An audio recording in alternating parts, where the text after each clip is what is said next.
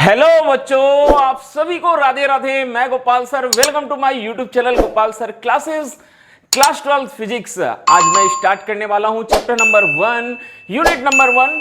तो चलिए, बहुत सारे बच्चों का डिमांड आ चुका है, सर जल्दी से चैप्टर नंबर 1 स्टार्ट कीजिए, और जो चैप्टर्स हैं क्लास 12 फिजिक्स के वो आप जल्दी जल्दी खत्म करते जाएंगे। तो इसी कड़ी में बच्चों हम आज शुभारंभ करने वाले हैं, आज शुरुआत करने वाले हैं यूनिट 1 चैप्टर नंबर 1 की। तो चलिए, थोड़ी सी इंट्रो क्लास 12 फिजिक्स की। तो इंट्रोडक्शन कुछ ऐसा है, क्लास 12 फिजिक्स के जो सारे के सारे चैप्टर्स हैं, या बोल सकते हैं कि जो अधिकांशतः चैप्टर हैं वो बेस्ड हैं बच्चों इलेक्ट्रिसिटी और मैग्नेटिज्म पर। तो शुरुआत भी होती है यहीं से। कहां से शुरुआत करते हैं? हम क्लास 12 फिजिक्स पढ़ना शुरू करते हैं स्थिर विद्युत से, जो कि विद्युत की एक बहुत ही महत्वपूर्ण शाखा होती है। तो चलिए, मैं थोड़ी सी बात यही कर लेता हूं। जो विद्युत होता है बच्चों, जो इलेक्ट्रिसिटी होता है, उसको दो शाखाओं में बोलते हैं, दो ब्रांचेस में बांटा गया है। पहला जो ब्रांच है वो कहलाता है स्थिर विद्युत, और दूसरा ब्रांच कहलाता है धारा विद्युत। तो इसी के कारण से जो क्लास 12 फिजिक्स है उसके जो दो यूनिट हैं शुरुआत के, यूनिट 1 वो स्थिर विद्युत है, और यूनिट 2 क्या है? धारा विद्युत, करंट इलेक्ट्रिसिटी है। तो बोलने से तो हमको समझ में आ जाती बात। स्थिर विद्युत, जहां विद्युत कैसे होता है? स्थिर होता है, फ्लो नहीं होता है, वो स्थिर विद्युत होता है। और दूसरी जो धारा विद्युत, जहां क्या होता है? विद्युत फ्लो होता है, बहता है, उसे हम धारा विद्युत कहते हैं। तो आज के इस क्लास में हम स्टार्ट करेंगे बच्चों यूनिट 1 इकाई 1, जिसका नाम है स्थिर विद्युत इलेक्ट्रोस्टैटिक।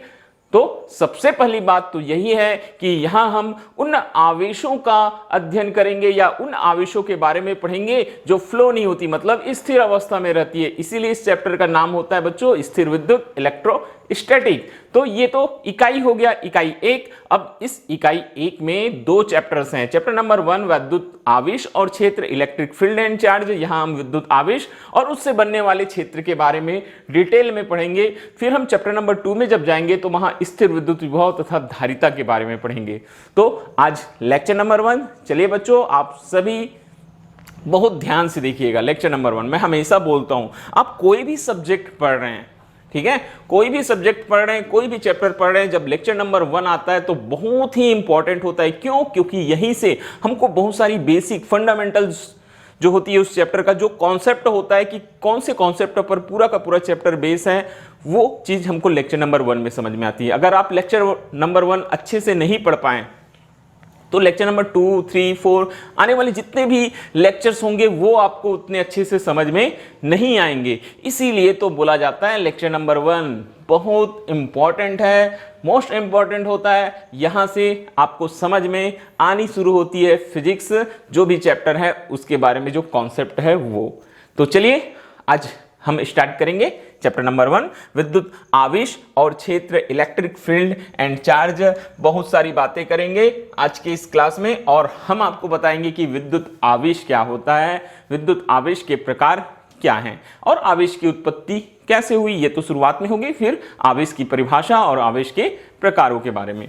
तो चैप्टर का नाम है बच्चों, मैंने बताया यूनिट 1 स्थिर विद्युत इलेक्ट्रोस्टैटिक्स। चैप्टर का नाम है विद्युत आवेश और क्षेत्र, इलेक्ट्रिक चार्जेस एंड फील्ड। तो सबसे पहली जो बात यहां की जाती है वो स्थिर विद्युत के बारे में की जाती है कि आखिर स्थिर विद्युत क्या होता है, या स्थिर विद्युत क्या है। मैंने बताया जहां क्या होता है, जहां चार्जेस फ्लो नहीं होती, स्थिर अवस्था में रहती है, उसे हम क्या कहते हैं? स्थिर विद्युत कहते हैं। तो एक बार आप डेफिनेशन के रूप में भी देख सकते हैं क्या होती है स्थिर विद्युत। लिखता है भौतिक विज्ञान मतलब फिजिक्स की वह शाखा जिसके अंदर स्थिर आवेशों का, मैंने बोला था स्थिर आवेशों के गुणों का अध्ययन किया जाता है एवं उनसे संबंधित बोलता है। स्थिर आवेश से संबंधित विद्युत बल है, विद्युत क्षेत्र है, ठीक है। क्या क्या बातें आती है बच्चों? विद्युत बल आता है, विद्युत क्षेत्र है, विद्युत विभव है, विद्युत धारिता है, विद्युत ऊर्जा है।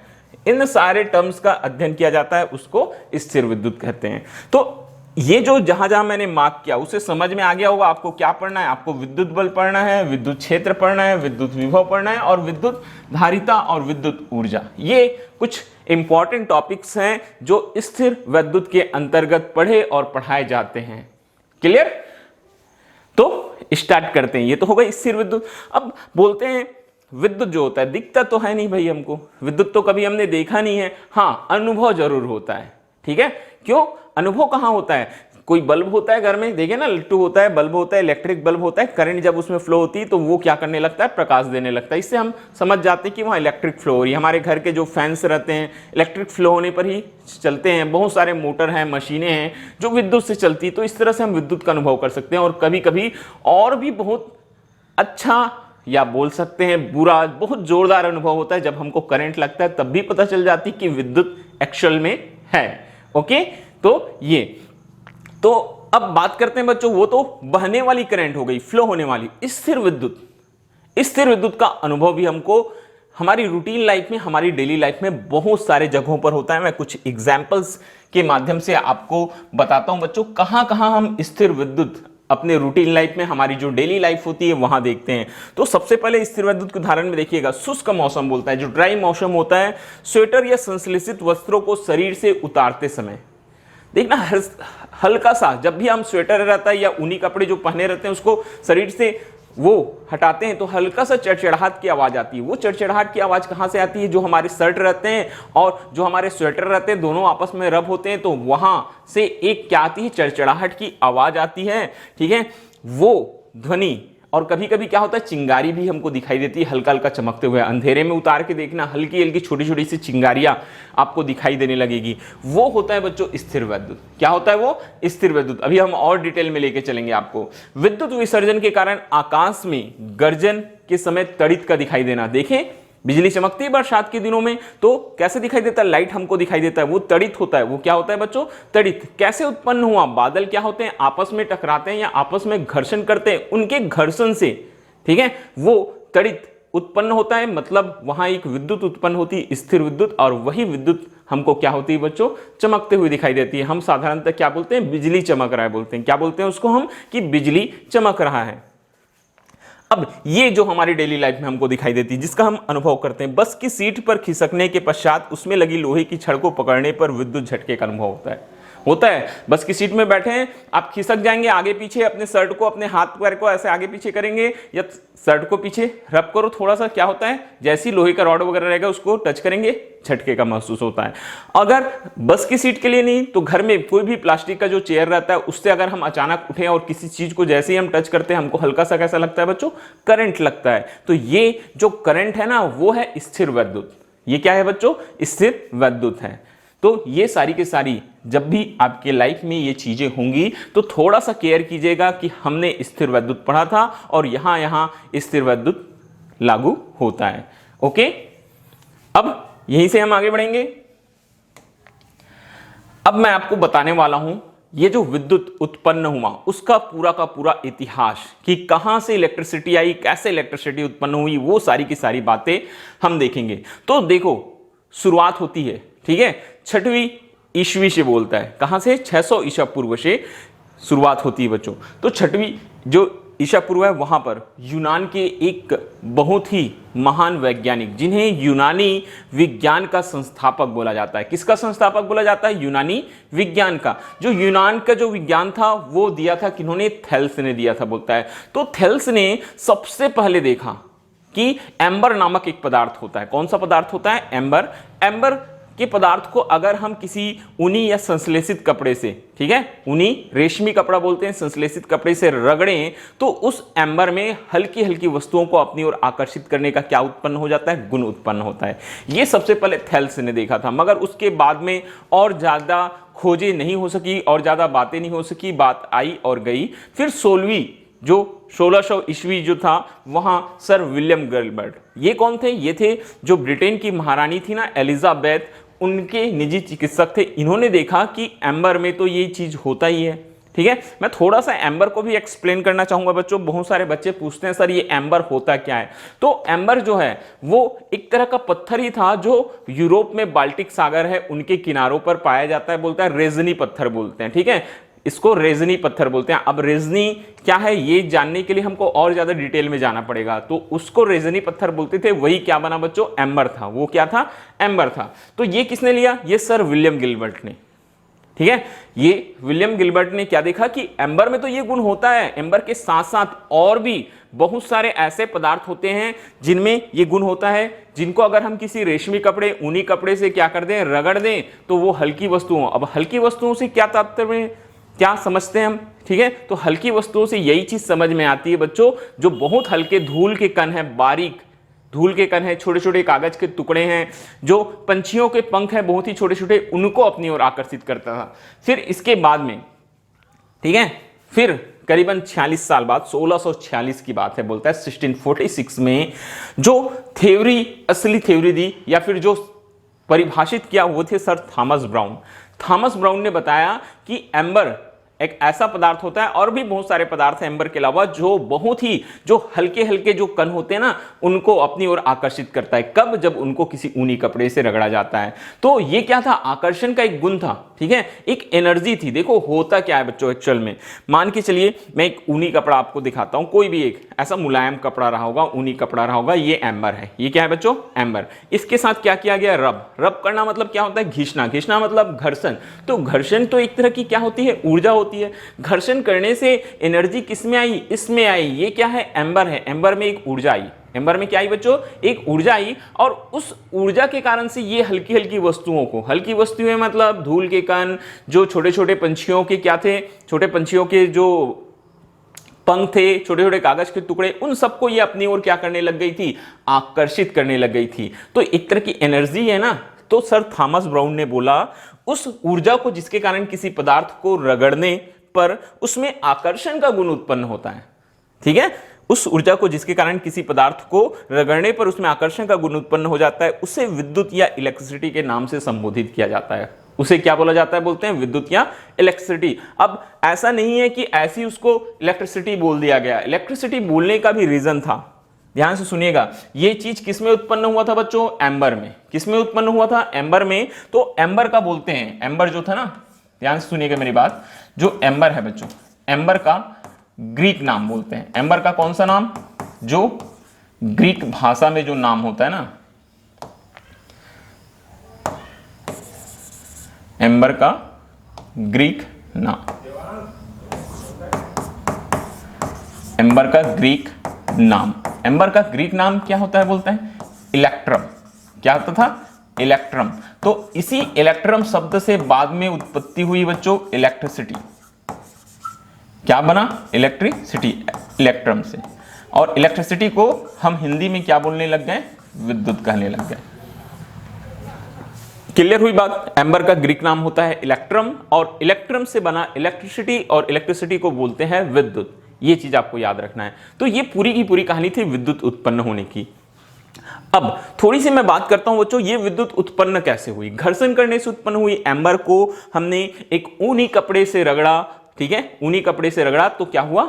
इसमें आकर्षण का गुण उत्पन्न हुआ, और ये घर्षण के कारण उत्पन्न हुआ, एक ऊर्जा उत्पन्न हुई, ठीक है, उसी के कारण से। क्यों? क्योंकि हमको मालूम है कि ऊर्जा क्या होती है? हमेशा संरक्षित रहती है। ऊर्जा को ना तो उत्पन्न किया जा सकता है बोलता है, और ना ही नष्ट किया जाता है। तो घर्षण ऊर्जा जो थी वो विद्युत ऊर्जा में बदल गई। ये समझ सकते हैं आप, घर्षण ऊर्जा किस में कन्वर्ट हो गई? विद्युत ऊर्जा में बदल गई। तो ये चीज किससे उत्पन्न हुई? घर्षण से। इसलिए इस विद्युत को क्या नाम दिया गया बच्चों? घर्षण विद्युत नाम दिया गया। और यहां आप घर्षण विद्युत को परिभाषित कर सकते हैं। तो घर्षण विद्युत बोल सकते हैं उस ऊर्जा को जिसके कारण किसी पदार्थ में हल्की वस्तुओं को आकर्षित करने का गुण उत्पन्न हो जाता है। क्या कहते हैं? हम विद्युत कहते हैं। ये चीज तो हमने बताया। मगर ये विद्युत जो होता है वो कहां से उत्पन्न होता है बोलते हैं बच्चों? ये विद्युत जो होता है वो घर्षण से। कहां से उत्पन्न होता है? ये घर्षण से उत्पन्न होता है। इसलिए इसे हम क्या कहते हैं? घर्षण विद्युत कहते हैं। ओके, ये चीज आपको हमेशा याद रखना है। घर्षण से उत्पन्न हुआ तो इसे घर्षण विद्युत बोल दिए। फिर बोलता है कि जिस पदार्थ में हल्की वस्तुओं को आकर्षित करने का गुण उत्पन्न हुआ। किसमें उत्पन्न हुआ था? एम्बर में। तो जिस पदार्थ में हल्की वस्तुओं को आकर्षित करने का गुण उत्पन्न हो जाता है उसे हम विद्युन्मय या इलेक्ट्रीफाइड कहेंगे। तो ये क्या कहलाएगा? ये एम्बर जो है वही विद्युन्मय कहलाएगा।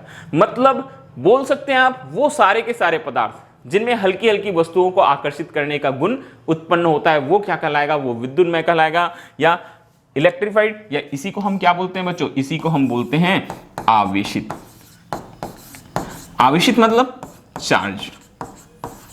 आवेशित बोलने का मतलब क्या है? चार्ज बोलते हैं हम उसको। क्या बोलते हैं हम उसको? चार्ज कहते हैं। समझ में आई बात? तो ये आप याद रखना, ठीक है।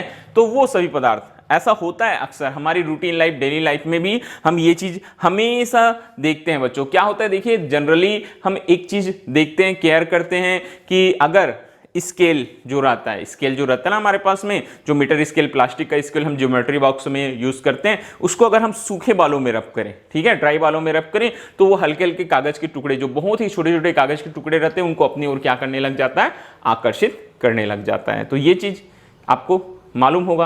वैसे ही अगर कंघी जो कॉम रहता है उससे भी होता है, अगर हम सूखे बालों को रब करें तो वो भी बहुत ही हल्के हल्के कागज के टुकड़ों को अपनी ओर आकर्षित करने लग जाता है। तो इस तरह से विद्युत की क्या हुई, उत्पत्ति हुई थी, या पता चला था कि घर्षण विद्युत होता है। ठीक है, ये चीज आपको हमेशा याद रखना है। तो चलिए आगे बढ़ते हैं बच्चों।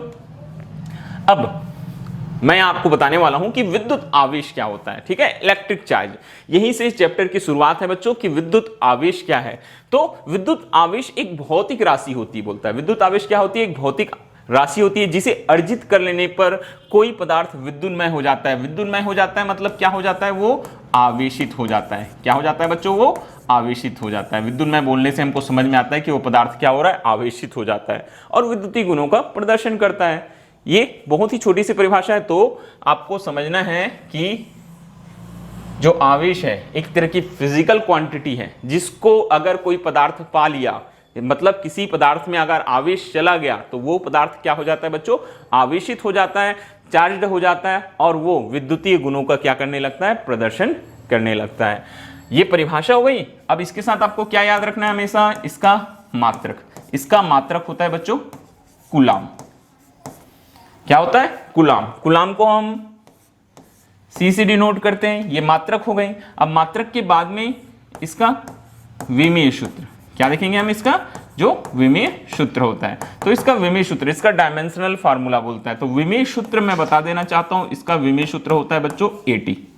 क्या होता है इसका विमीय सूत्र, AT। कैसे आया, ध्यान से देखिए ना, हमको मालूम है क्या चीज, धारा बराबर, धारा बराबर क्या होता है बच्चों, आवेश बटा समय होता है। धारा बराबर क्या होता है, आवेश बटा समय। ठीक है, आवेश प्रवाह की दर को ही हम विद्युत धारा कहते हैं। तो धारा बराबर क्या हो जाएगा हमारे पास में, आवेश बटा समय हो जाएगा। ओके, अब ये आवेश बटा समय हो रहा है, धारा बराबर क्या हो रहा है बच्चों, आवेश बटा समय हो रहा है। तो यहां से अगर मैं आवेश निकालूं तो आवेश क्या हो जाएगा, ये हो जाएगा धारा गुना समय। ये हो जाएगा धारा गुना समय। धारा के लिए हम एम्पियर यूज करते हैं और टाइम के लिए यूज करते हैं बच्चों T, तो ये AT हो जाता है। क्लियर, इस तरह से ये विमीय सूत्र क्या हो गया हमारे पास में, AT आ गया। आगे फिर से अब हम बात करेंगे कि कैसी राशि है, प्रकृति, नेचर की उसकी, कैसा है इसका नेचर कैसा है। तो ये कैसी राशि है, प्रकृति या नेचर बोला जाता है तो अदिश या सदिश लिखना होता है। तो ये अदिश है क्योंकि यहां केवल परिमाण है, मैग्नीट्यूड है, डायरेक्शन है क्या, नहीं है। तो कैसी राशि होगी, अदिश। तो बात समझ में आई। आपको क्या करना है बच्चों, विद्युत आवेश की परिभाषा, मात्रक और विमीय सूत्र हमेशा याद रखना है। परिभाषा में याद रखना कि क्या होता है, आवेश एक भौतिक राशि है जिसे पा लेने पर कोई वस्तु क्या हो जाता है, आवेशित हो जाता है और विद्युतीय गुणों का प्रदर्शन करता है। इसका मात्रक होता है कूलाम, विमीय सूत्र होता है AT, प्रकृति होता है अदिश। ठीक है, यहां से आप अपने नोट्स भी बना सकते हैं। जैसे ही हम रुकते हैं, वीडियो पॉज कीजिए, सारी की सारी थ्योरी लिखी हुई है, आप पॉज करेंगे वीडियो और अपने नोट्स तैयार कर सकते हैं।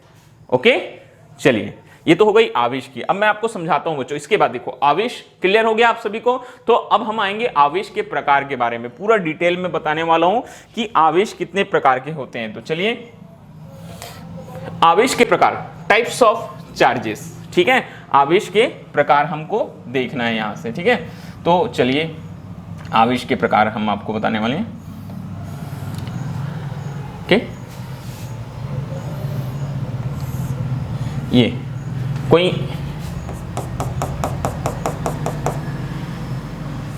एक जगह पर हम क्या करेंगे बच्चों, एक कांच का छड़ लटका देते हैं। ये क्या है, ये कांच का छड़ है, ये कांच का छड़ है बच्चों। इस कांच की छड़ को किससे, रेशम के कपड़े से या ऊनी कपड़े से हमने रगड़कर कहीं लटका दिया है। ठीक है, ये कांच का छड़। ये अब फिर एक इसी प्रकार का मैं एक दूसरा छड़ लूंगा बच्चों, इसको भी सेम वैसे किसी ऊनी कपड़े से रगड़ूंगा और पहले वाले छड़ के पास लाऊंगा। ये भी क्या है, कांच का छड़ है। ये भी क्या है बच्चों, कांच का छड़ है। सेम बात समझ में आई। सबसे पहले मैंने एक कांच का छड़ लिया, इस कांच की छड़ को किसी ऊनी कपड़े या रेशमी कपड़े से रगड़ा और एक जगह लटका दिया। फिर दूसरा कांच का छड़ लिया, इसको भी वही काम किया, इसको भी क्या किया, किसी रेशमी कपड़े या उसी कपड़े से रगड़ा, इसको भी हम क्या करेंगे, अब पहले वाले छड़ के पास लाएंगे। दो छड़े ना हमारे पास में, ये इसमें आप नंबरिंग कर सकते हैं बच्चों, ये हमारी पहली छड़, ये हमारी दूसरी छड़। हम कांच के छड़ को किसके पास ला रहे हैं, दूसरे कांच की छड़ के पास ला रहे हैं, ठीक है। तो ये क्या हो रहा है, पहले छड़ को पहले छड़ के पास दूसरे को ला रहे हैं। तो यहां पास में इन दोनों के बीच में क्या होगा, बोलता है प्रतिकर्षण होता है। ये एक दूसरे को प्रतिकर्षित करती है, मतलब एक दूसरे को रिपेल करती है। यहां प्रतिकर्षण होता है, मतलब क्या काम करेगा, एक प्रतिकर्षण बल कार्य करता है, ठीक है। एक दूसरे को ये दूर हटाना चाहती है। तो ये सबसे पहला प्रयोग, मैं 3 प्रयोग आपको बता रहा हूं, यहां से आपको आवेश समझ में आ जाएगा, आवेश के प्रकार। ये प्रयोग क्रमांक 1 हुआ। अब इसके बाद बच्चों देखेंगे ध्यान से ना, इसके बाद मैं आपको प्रयोग क्रमांक 2 बताता हूं। फिर देखिए इसके बाद एक और प्रयोग हुआ, प्रयोग क्रमांक 2, ठीक है। प्रयोग क्रमांक 2, प्रयोग क्रमांक 2 में क्या किया गया, यहां पास बच्चों सबसे पहले एक किसका,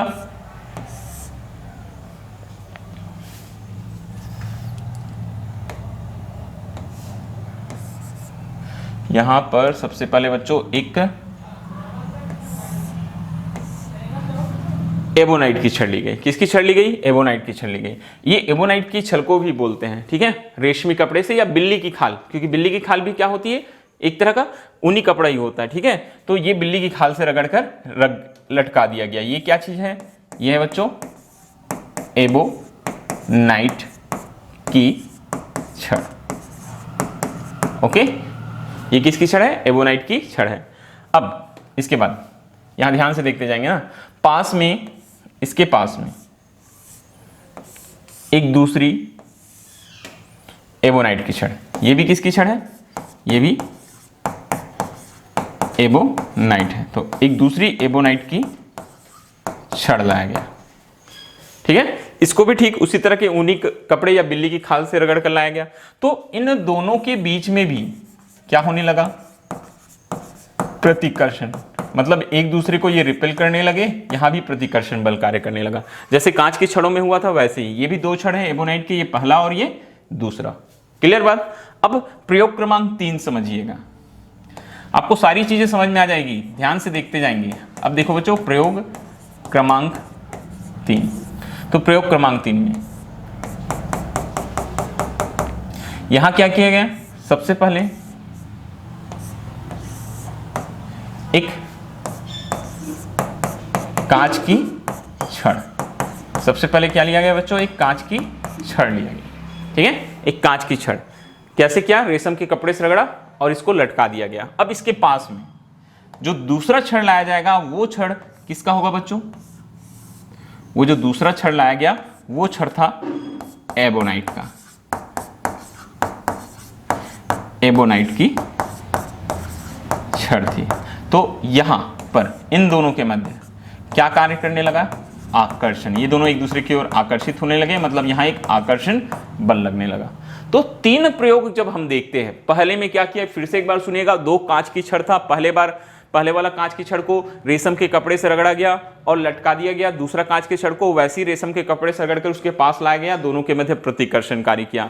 दूसरे प्रयोग में एक एबोनाइट की छड़ ली गई बच्चों, एबोनाइट की छड़ को किसके साथ में बोलता है, ऊनी कपड़े या फिर बिल्ली की खाल से रगड़कर लटकाया जाता है। फिर दूसरा एबोनाइट का छड़ लिया जाता है, उसको भी उसी प्रकार के क्या करते हैं हम, ऊनी कपड़े या बिल्ली की खाल से रगड़कर उसके पास लाते हैं, यहां भी प्रतिकर्षण बल कार्य करता है। मगर तीसरे प्रयोग में हमने एक चेंज किया, पहला छड़ जो लिया वो कांच की छड़ लिया बच्चों, कांच की छड़ को रगड़ा ऊनी कपड़े से या बिल्ली की खाल से, और फिर पास में एक एबोनाइट की छड़ लाए। तो देखो क्या हो रहा है, अब यहां आकर्षण हो रहा है।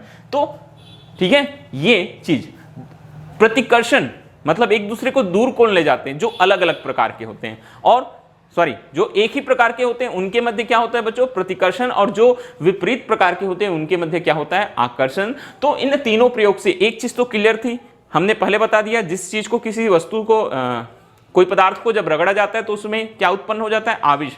तो कांच की छड़ में तो आवेश है, इसमें भी आवेश है, मगर इनमें जो आवेश है ना वो एक ही प्रकार का है। कैसा है बच्चों? एक ही प्रकार का है। वैसे एबोनाइट की छड़ में भी आवेश है और वो आवेश कैसा है? एक ही प्रकार का है, मगर एक कांच की छड़ और एबोनाइट की छड़ में जो आवेश है वो एक दूसरे से कैसे अलग है। रीजन साफ है कि क्योंकि समान प्रकार में क्या होता है? प्रतिकर्षण होता है, और जो विपरीत प्रकार होते हैं वहां क्या होता है? आकर्षण होता है। तो अब बारी आई नामकरण की। अभी तो मालूम है आवेश है, तो नाम कैसे दिया गया? देखिएगा नाम कैसे दिया गया बच्चों।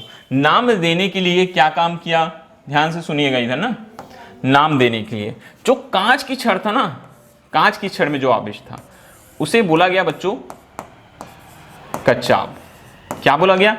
कचाब। कांच की छड़ में जो आवेश था उसको बोला गया बच्चों कचाब, और जो एबोनाइट की छड़ में जो आवेश था उसे बोला गया रेजनी। मैं रीजन अभी आपको क्लियर करता हूं। कांच का छड़, कांच से जो आवेश आया उसको कांच के नाम पर ही कचाब, और रेजनी एबोनाइट, एबोनाइट मतलब एम्बर से ही मिलकर बना है, ठीक है, एम्बर का ही रूप है। तो एम्बर को बताया था एक रेजनी पत्थर होता है, तो इसको नाम दिया गया सबसे पहले रेजनी। मगर बहुत समय तक तो यही नाम दोनों के दोनों चलते रहे हैं, मगर बहुत समय बाद में फिर से इसमें चेंजेस आए बच्चों, और कांच की छड़ को जो बेंजामिन फ्रैंकलिन थे ना, उन्होंने कांच की छड़ में जो आवेश था बच्चों उसे बोला धनावेश। क्या बोला उसको? धनावेश बोला। और जो एबोनाइट की छड़ में आवेश था उसको नाम दिया गया ऋण आवेश। तो इस तरह से नामकरण हुआ। धनावेश मतलब कौन सा चार्ज हो गया? Positive charge. धनावेश का मतलब कौन सा चार्ज हो गया बच्चों? पॉजिटिव चार्ज, ठीक है। और ये ऋण आवेश मतलब कैसा चार्ज होता है? Negative charge. ओके, ये चीज आपको हमेशा याद रखना है, पॉजिटिव चार्ज और एक क्या हो गया हमारे पास में? Negative charge. ये दो तरह के क्या होते हैं बच्चों? चार्जेस होते हैं, ठीक है। तो इस तरह से नामकरण हुआ। तो अब देखेंगे आप ध्यान से, आपको समझ में आती जाएगी। कांच की छड़ में पॉजिटिव, यहां भी कैसा बच्चों? पॉजिटिव। तो दो धनावेशों के मध्य क्या होता है? प्रतिकर्षण होता है, ये समझ में आ गया। एबोनाइट की छड़ में निगेटिव, यहां भी बच्चों निगेटिव। ये कांच की छड़ में पॉजिटिव और एबोनाइट की छड़ में निगेटिव। तो यहां से हमको दो महत्वपूर्ण निष्कर्ष निकलते हैं कि जो सजातीय आवेश है उनके मध्य प्रतिकर्षण, और विजातीय आवेशों के मध्य क्या बल कार्य करता है? आकर्षण कार्य करता है। ओके, क्लियर है। तो दो प्रकार के आवेश, कचाप से धनावेश और रेजनी से ऋण आवेश, निगेटिव चार्ज बनता है। अब आगे यही से हम देखते हैं। देखो आपको परिभाषा भी ये देखिए, ऐसे आप एग्जाम्स में क्या पूछेगा? आपको परिभाषा पूछेगा बच्चों, तो इस तरह से आप बता सकते हैं आवेश के प्रकार, type of charges. Sir Benjamin Franklin ने ये नाम दिए थे धनावेश और ऋणावेश, तो हम बोल सकते हैं पॉजिटिव चार्ज। कांच की छड़ को रेशम के कपड़े से रगड़ने पर, कांच की छड़ को किससे बच्चों? रेशम के कपड़े से रगड़ने पर कांच की छड़ में जो आवेश उत्पन्न होता है उसे हम क्या कहते हैं? उसे हम धनावेश कहते हैं। और ऋणावेश निगेटिव चार्ज, एबोनाइट की छड़ को ऊनी कपड़े से रगड़ने पर एबोनाइट की छड़ में उत्पन्न आवेश को क्या कहते हैं? ऋणावेश कहते हैं। तो ये परिभाषाएं आप याद रखना, ये दोनों की दोनों परिभाषाएं आप नोट कर सकते हैं। ओके, आगे बढ़ते हैं।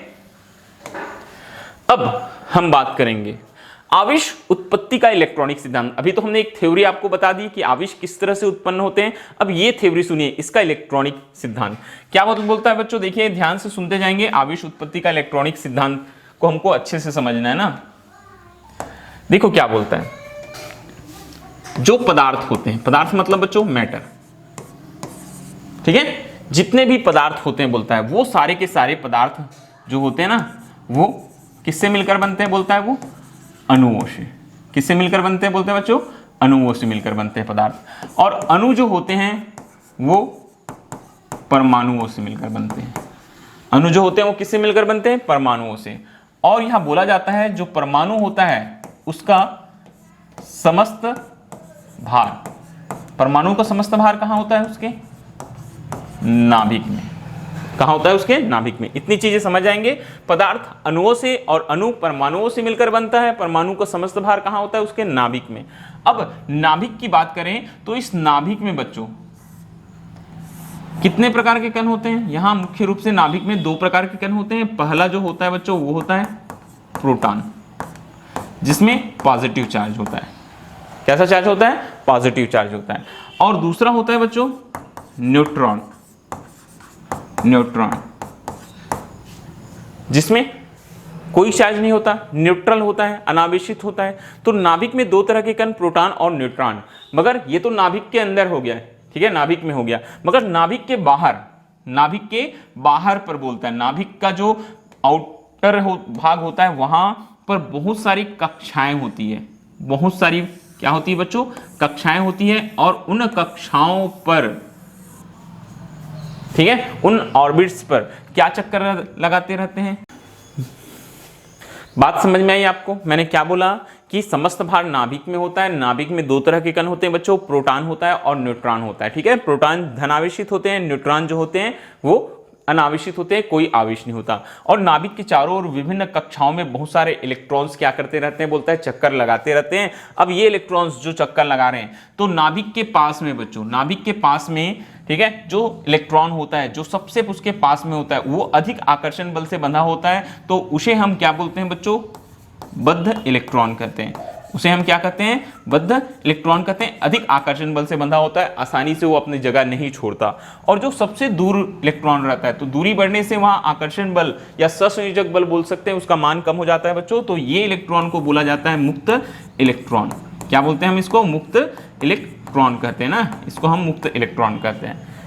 क्लियर बात? नाभिक के जो सबसे पास में अधिक सहसंयोजक बल से, अधिक आकर्षण बल से बंधा होता है, वो बद्ध इलेक्ट्रॉन कहलाता है। और जो सबसे अंतिम कक्ष में होता है, वो क्या होता है, बहुत ही कम आकर्षण बल या सहसंयोजक बल से बंधा होता है, उसे हम क्या बोलते हैं, मुक्त इलेक्ट्रॉन या फ्री इलेक्ट्रॉन कहते हैं। अब ये तो एक पदार्थ की बात हुई। वैसे ही बोलता है अगर इसके पास में हम कोई अन्य पदार्थ लेकर आएंगे, इसके पास में हम क्या करेंगे बच्चों, कोई अन्य पदार्थ जब हम लेकर आते हैं, तो ये जो मुक्त इलेक्ट्रॉन होते हैं वही इस पदार्थ की ओर आकर्षित होते हैं और अपना जगह छोड़कर इस पदार्थ की ओर चले जाते हैं। तो किसी भी पदार्थ को आवेशित करने के लिए, कोई भी जो पदार्थ रहता है ना, उसको आवेशित करने के लिए जिम्मेदार कौन हुआ, ये मुक्त इलेक्ट्रॉन। यही क्या करता है बच्चों, पदार्थ को आवेशित करता है। किसी भी पदार्थ को क्या कर देता है, ये आवेशित कर देता है। आवेशित करने के लिए जिम्मेदार कौन होता है, जो मुक्त इलेक्ट्रॉन है, जो फ्री इलेक्ट्रॉन है। तो ये इलेक्ट्रॉनिक थ्योरी कहती है कि आवेशित करने के लिए फ्री इलेक्ट्रॉन्स जिम्मेदार होते हैं और फ्री इलेक्ट्रॉन्स के कारण ही कोई भी पदार्थ क्या होता है, आवेशित होता है। क्लियर बात? एक बार फिर से सुन लीजिएगा। मैंने क्या बताया कि प्रत्येक पदार्थ जो होता है वो अणुओं से मिलकर बना होता है। अणु जो होते हैं परमाणुओं से मिलकर बनते हैं। परमाणु का समस्त भार कहाँ होता है, उसके नाभिक में।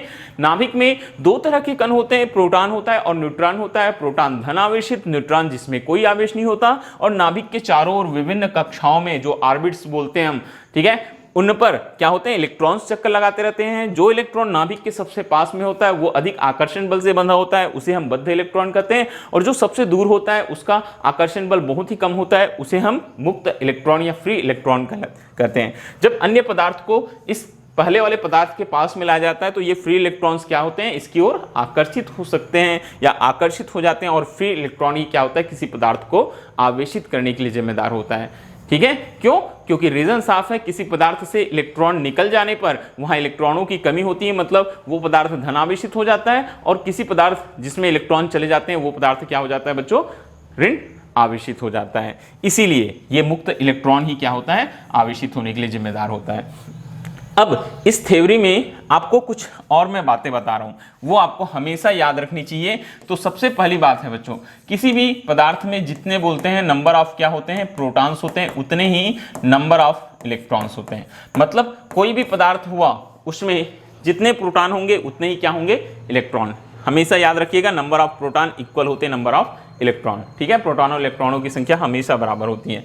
और जो दूसरा महत्वपूर्ण लाइन है वो है कि एक इलेक्ट्रॉन पर जितना क्या होगा, आवेश होगा, मतलब जितना चार्ज होगा बच्चों, उतना ही एक प्रोटॉन पर भी क्या होता है, चार्ज होता है। दोनों पर आवेश का मान हमेशा बराबर होता है। एक इलेक्ट्रॉन पर चार्ज बराबर होता है एक प्रोटॉन पर चार्ज के, मतलब एक इलेक्ट्रॉन पर जितना आवेश होगा उतना ही आवेश एक प्रोटॉन पर भी होगा। ओके, तो ये थी इलेक्ट्रॉनिक थ्योरी किसकी उत्पत्ति की, जो आवेश है उसकी उत्पत्ति की। एक हमने आपको घर्षण वाले तरीके से बताया, वो भी थ्योरी थी, और ये इलेक्ट्रॉनिक थ्योरी थी बच्चों। ओके, तो दोनों की दोनों थ्योरी आप याद रखेंगे। अब आखिर में हम आपको बताने वाले हैं बच्चों घर्षण विद्युत की व्याख्या। क्या हो रहा था जब घर्षण किया जा रहा था, जब रब किया जा रहा था। इधर फिर से सुनिएगा ना।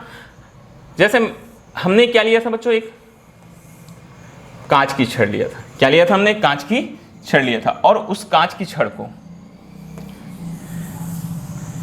एक रेशम के कपड़े से रब किया था। किससे रब किया था कांच की छड़ को? रेशम के कपड़े से। ठीक है, ये है रेशम का कपड़ा, ये बच्चों रेशम का कपड़ा। ठीक है, और ये कांच की छड़ है। ठीक है, ये क्या चीज है बच्चों? कांच की छड़ है। तो रेशम के कपड़े से रब किया गया कांच की छड़ को, तो कांच की छड़ में कौन सा आवेश आया था? धन आवेश। समझिएगा मेरी बात को ना। अब धन आवेश क्यों आया? क्योंकि यहां से इलेक्ट्रॉन्स निकलकर कहां चले गए थे? रेशम के कपड़े में।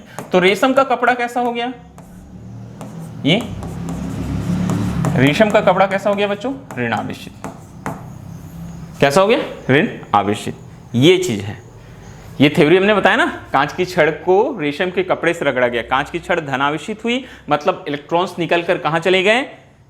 कपड़े में। तो कपड़ा क्या हो गया? ऋण आवेशित हो गया। तो इस स्थिति में बोलता है कि कांच की छड़ में जो धनावेश होता है ना, वो बराबर होता है किसके? रेशम के कपड़े में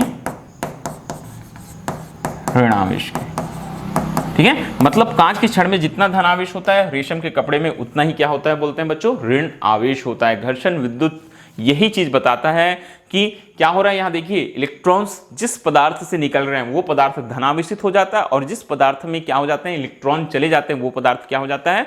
वो ऋण आवेशित हो जाता है। तो ये थ्योरी आपको हमेशा याद रखनी चाहिए। अगर बोलेगा किसी पदार्थ से इलेक्ट्रॉन निकल रहे हैं तो वो पदार्थ धनावेशित, और बोला जाएगा कि किसी पदार्थ में इलेक्ट्रॉन जा रहे हैं तो वो क्या हो जाता है? वो ऋण आवेशित हो जाएगा। ठीक है, तो याद रखना हमको, कांच की छड़ में जितना धनावेश, रेशम के कपड़े में उतना ही क्या होता है?